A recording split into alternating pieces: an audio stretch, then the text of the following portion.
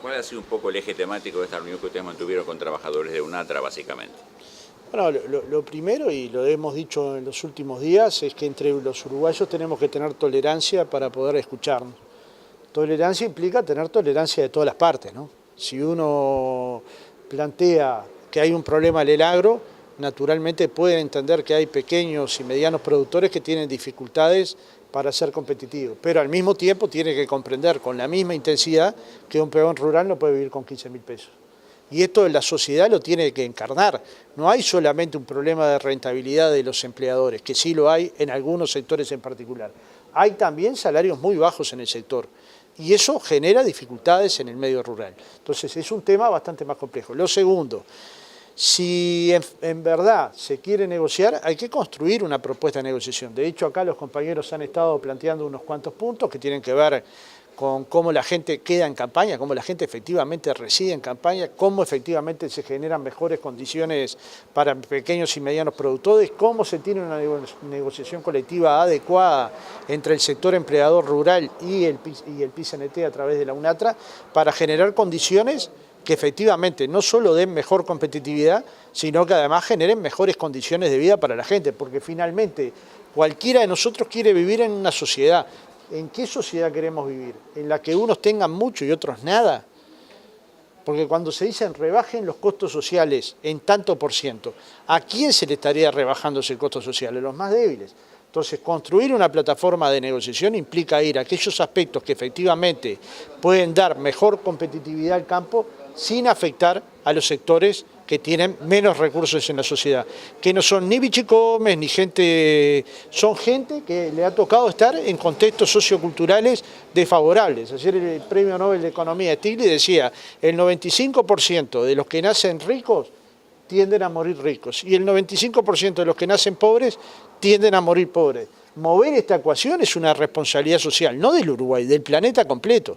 Ahora, en este caso en particular, defender a los más débiles también es una tarea del movimiento sindical que no la puede hacer solo, la tendrá que hacer con los cooperativistas, con los pequeños y medianos productores, con los pequeños y medianos comerciantes, con todos aquellos vinculados al estudiantado, a los jubilados, para ver si efectivamente levantamos una plataforma concreta sobre el trabajo en el Uruguay, sobre los cambios en el mundo del trabajo, sobre lo que requiere de un trabajador para ingresar a ese mundo del trabajo. Y esto supone tener tolerancia en el diálogo, no descalificar al otro ni de una parte ni de la otra, tratar de armar plataformas constructivas, es decir, que posibiliten el diálogo y la negociación y finalmente intentarnos ver como nación, no como un sector particular de la sociedad. Yo creo que hay demandas que pueden ser entendibles y creo que hay demandas que son del todo nada. Y en el todo nada en general las cosas que suceden son nada. Entonces me da la impresión de que por acá ha girado la discusión, que fue bastante extensa, porque nos interesa saber del tema. Nosotros no solo hemos hablado con trabajadores rurales, hemos hablado con pequeños y medianos productores, y como se ha dicho, no todo el mundo coincide con subir el dólar a 36 pesos, porque a un sector, al agroexportador, lo va a favorecer, pero al sector que vive del consumo interno, no. Entonces, hay pila de temas que deberían discutirse a la luz de cada sector en particular y ver cuáles son las políticas que además contribuyan a una mejor distribución del ingreso. No hay que olvidar que hace pocos días el Banco Mundial y el propio contador Iglesias han planteado que Uruguay es un país en cierta medida más distributivo que los demás de América Latina, más igualitario. Y eso debería ser un orgullo para los uruguayos. Generar condiciones para que esa igualdad sea mayor es generar condiciones, por ejemplo, para que un salario mínimo no sea menor que 16.500 pesos, que es la plataforma del PICNT. ¿Parece un salario de 16.500 desmedido para la negociación colectiva? ¿Esta cifra debería asustar a algún empresario uruguayo, por pequeño que este sea, o sería la cifra mínima para que en un hogar de 3 personas puedan vivir por encima de la línea de la pobreza con 2 personas trabajando? Fíjense cuál es la plataforma mínima de trabajo. Bueno, entonces discutir el trabajo de los uruguayos parece ser un tema que abarca el agro, pero que abarca la industria, que abarca el turismo, que abarca los servicios, que abarca la logística, que abarca la inversión nacional y extranjera, que abarca el tema impositivo, que abarca el tema educativo, y ojalá el PICNT pueda levantar con otras organizaciones una plataforma que de alguna manera atienda los problemas de los más débiles, que son finalmente los que un país tiene que proteger en todas las circunstancias. ¿Tiene una contraplataforma con respecto a la que se está elaborando hoy? No, contraplataforma no, porque parto de la base de que en tantos productores agropecuarios del Uruguay no debe haber una plataforma común. Eso se los garantizo. Ya nos han llegado de muchos productores, por ejemplo, sobre el tema del dólar no hay una posición común. Sobre el tema tributario no hay una posición común. Y de repente tienen una posición común sobre el tema energético. Y habría que ver cuál efectivamente es el problema que se puede resolver con una tarifa eléctrica diferenciada. Pero hay que hablar, hay que poder dialogar. Para dialogar hay que construir una plataforma de diálogo y sentarse a dialogar. Yo pienso que ese ámbito debería integrarlo el Poder Ejecutivo, naturalmente, las cámaras gremiales o los representantes del sector rural y los trabajadores de la UNATRA, porque son parte fundamental. No se olvide que hay 80.000 trabajadores en el agro de la construcción de la riqueza del agro, de forma tal que para que un diálogo esté completo, estas tres partes tendrían que estar convocadas.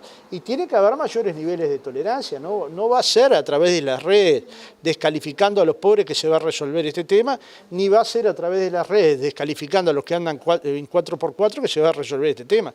Se va a resolver si efectivamente el país encuentra un camino de diálogo que resuelva en aquellos sectores donde hay dificultades los problemas que hay. Ahora, Pereira, esta situación que vive hoy por hoy el sector agropecuario, ¿puede complicar en alguna medida la situación generada en los consejos de salarios? ¿Va a ser difícil llegar a acuerdos, básicamente, si esta situación persiste, por lo menos para una parte del sector? Bueno, yo pienso que hay una parte que se oportuniza de estas cosas, ¿no? Pero yo le vuelvo a preguntar, ¿usted cree que 16.500 pesos de salario mínimo es una cifra exagerada? ¿Que plantear que los salarios aumenten por la inflación más el crecimiento del país es una cifra exagerada? ¿Que no debería haber vocación de acuerdo? Nos preguntamos cuánto pesan los salarios de los trabajadores rurales en la rentabilidad agraria. No habrá que investigar, pedirle a la academia, a la universidad que haga un estudio sobre el tema, se sorprenderían de lo poco que incide, ¿no? Entonces, no creo que pueda haber una discusión en los consejos de salario de que no se pueda aumentar los salarios por esta situación del agro. Porque, a ver, no estamos viviendo en el año 2002, porque algunos lo quieren pintar como el 2002, no estamos viviendo en un país que su producto cae año por año y eso genera un desempleo exacerbado. Estamos viviendo en un país que hace 12 años tiene crecimiento económico y que ha mejorado sus niveles de igualdad. Entonces, a veces se pintan las cosas tan de negro y blanco que discutir sobre grises y sobre matices se hace prácticamente imposible. Yo estoy apostando a matizar estos debates y a encontrar caminos de entendimiento que le dé al Uruguay tranquilidad, seguridad, lo que el Uruguay efectivamente es, un país tranquilo y seguro para discutir las posiciones que se tengan. De hecho, hoy hay productores de todo el país demandando en un país que por suerte todo aquel que tiene una demanda la puede ejercer. Y estas cosas a veces no las valoramos en su justa medida. Basta ver, ustedes que son periodistas, los informativos, para ver que no en todos lados se puede demandar cuando uno tiene una protesta, ¿no? Y basta ver cuántas veces los demandantes son apaleados o golpeados. Bueno, en el Uruguay hay una situación donde todos demandamos en un clima de paz. Lo que nos falta, me parece, es construir ahora un clima de diálogo. Y ese clima de diálogo es bajando los decibeles, unos cuantos decibeles, ¿no? Que es lo que hemos tratado de hacer desde el PICNT. Bajemos los decibeles para poder conversar en un clima adecuado, ¿no? Ahora, Pereira, ya aprovechando el ámbito coyuntural, ¿para ustedes esta movilización de Durazno es una movilización que tiene más características empresariales que en defensa de los derechos del trabajador? Bueno, no hay duda. No hay duda. Es una movida empresarial. Pero a ver, la apoya la Cámara de Industria, la Cámara Inmobiliaria de Punta del Este, algunas yo no sé ni por qué, pero suponete que es por solidaridad de clase. La apoya Cambado, Cambado no, Andebu. La apoyan 200 organizaciones empresariales diversas de distintos ámbitos. Es una movida empresarial que tiene objetivos de intereses empresariales y que naturalmente puede haber sectores no empresariales que la apoyen, porque algunos de sus planteos les resulten simpáticos o porque crean que están abarcados en esos planteos. Y yo creo que en muy pocos planteos están abarcados los sectores más débiles de la sociedad, sobre todo los pequeños y medianos productores. Pero tienen el derecho a hacerlo. No hay que olvidar que hay contradicción de intereses entre los dueños de las grandes tierras y los pequeños y medianos productores, los que arriendan la tierra y los que tienen que pagar el arrendamiento. Los que pagan créditos bancarios más caros porque son más pequeños.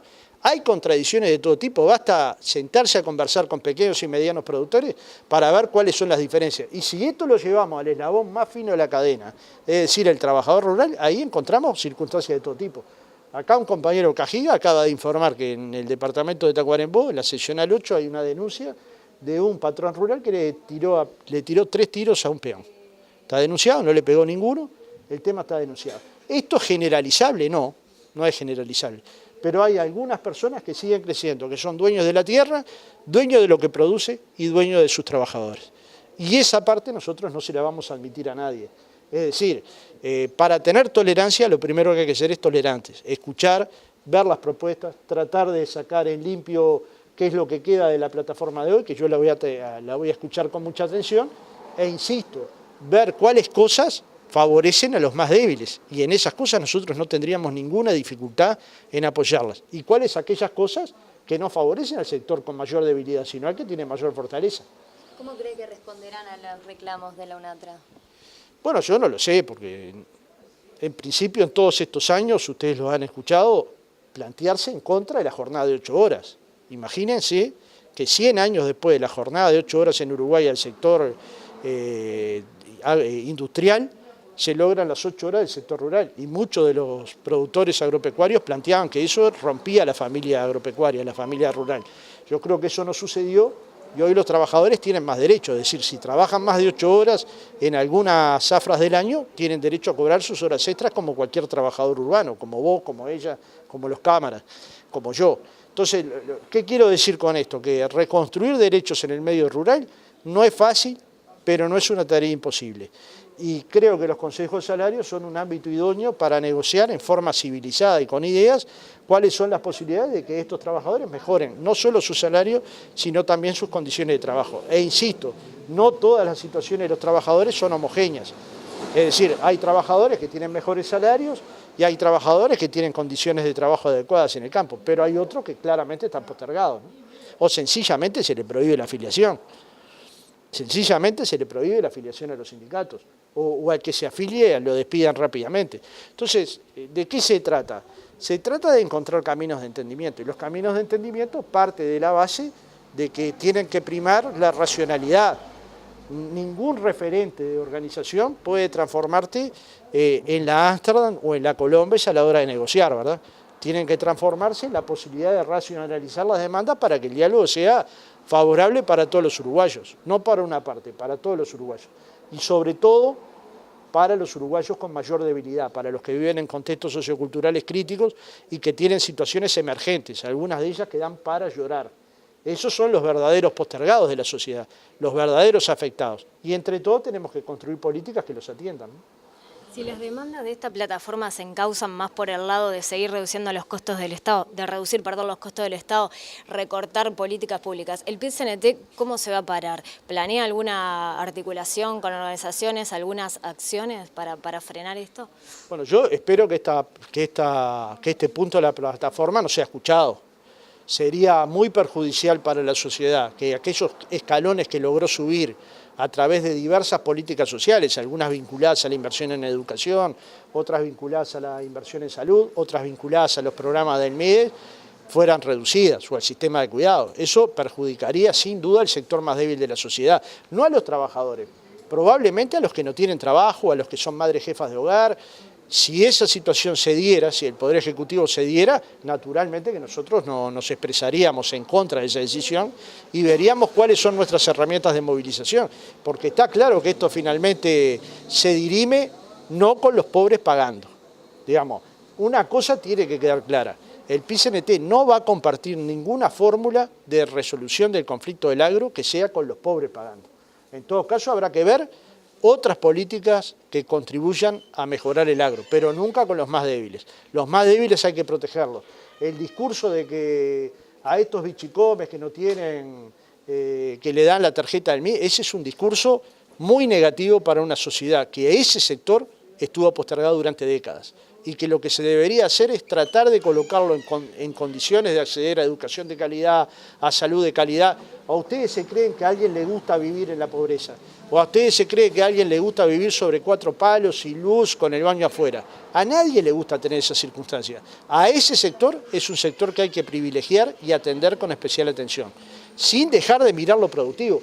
De hecho, hace ya un año que le hemos propuesto a las cámaras empresariales la construcción de un ámbito tripartito entre las cámaras, el gobierno y el PIT-CNT a los efectos de discutir el tema del trabajo, el cambio en el mundo del trabajo, el ingreso tecnológico, lo que va a suponer eso en materia de educación y formación profesional, cuáles inversiones se prevén ingresen al Uruguay, tanto nacionales como extranjeras, cuáles serían las condiciones que el Uruguay debería tener para diversificar su matriz productiva. Y hasta ahora no hemos tenido respuesta. Nosotros queremos discutir el trabajo porque los trabajadores vivimos de nuestro trabajo. Es que sin trabajo no tenemos cómo mantenernos. Ustedes, nosotros, los que trabajan en el agro, los que trabajan en cualquier rama de actividad. De forma tal que estamos abiertos siempre a dialogar, siempre con la idea de que el PIT-CNT va a defender los intereses de los trabajadores, pero también se va a transformar en escudo de los débiles.